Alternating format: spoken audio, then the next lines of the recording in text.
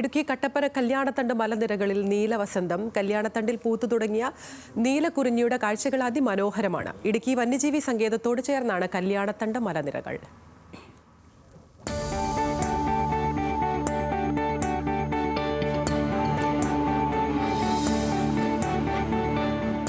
മൂന്നാറിന്റെ നീലക്കുറിഞ്ഞി വസന്തം ലോകത്തിന് തന്നെ അത്ഭുത കാഴ്ചയാണ്.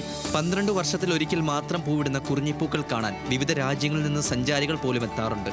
മൂന്നാർ രാജമലയിലെ നീലക്കുറിഞ്ഞിക്ക് സമാനമാണ് കട്ടപ്പന കല്യാണത്തണ്ട് മലനിരകളിൽ പൂവിട്ട നീലവസന്തം.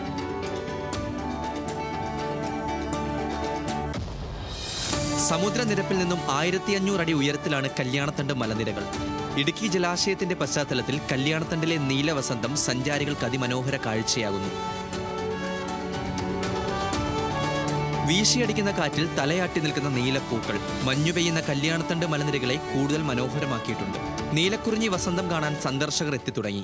ഇവിടെ ഇപ്പോൾ നീലക്കുറിഞ്ഞിയുടെ ഇനത്തിൽപ്പെട്ട ഒരു സസ്യം, നീലക്കുറിഞ്ഞി തന്നെ എന്ന് വേണമെങ്കിൽ പറയാം, അത്തരത്തിലൊരു സസ്യം പൂത്തു തുടങ്ങിയിട്ടുണ്ട്.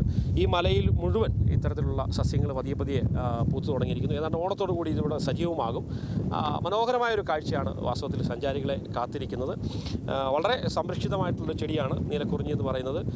ഒരുപക്ഷെ പശ്ചിമഘട്ട മലനിരകൾക്ക് അല്ലെങ്കിൽ പശ്ചിമഘട്ടത്തിന് ഒരു ലോക പൈതൃക പദവിയിലേക്ക് എത്താൻ വരെ സാധ്യത നൽകിയ ഒരു ചെടിയാണ് ഈ നീലക്കുറിഞ്ഞി എന്ന് പറയുന്ന ഇനം. അപ്പോൾ അതിൽ ഏറ്റവും പ്രധാനപ്പെട്ട ഒരു സ്പീഷ്യസിൽപ്പെട്ട ചെടികളാണ് ഇവിടെ പൂത്തു തുടങ്ങിയിരിക്കുന്നത്. അപ്പോൾ തീർച്ചയായിട്ടും ആളുകൾ കാണാൻ ഒരുപാട് ആളുകൾ എത്താൻ പറ്റുന്ന ഒരു സ്ഥലമാണ്. ഫാമിലിയായിട്ടൊക്കെ വരാൻ പറ്റുന്ന ഒരു സ്ഥലമാണ്. കട്ടപ്പനയിൽ നിന്ന് ഏകദേശം 5 കിലോമീറ്ററാണ് ഇങ്ങോട്ടുള്ള ദൂരം. നീലക്കുറിഞ്ഞികൾ 400 തരമുണ്ടെന്നാണ് കണ്ടെത്തൽ. മൂന്നാറിലെ മലനിരകളിൽ പൂവിടുന്നത് മറ്റൊരിനമാണ്. 1 മാസം കൂടി കഴിഞ്ഞാൽ മലനിരകൾ നീലവസന്തമാകും. ഓണക്കാലത്ത് വിനോദസഞ്ചാരികളെ വരവേൽക്കാൻ കാത്തിരിക്കുകയാണ് കല്യാണത്തണ്ടും നീലക്കുറിഞ്ഞികളും. ന്യൂസ് മലയാളം, ഇടുക്കി.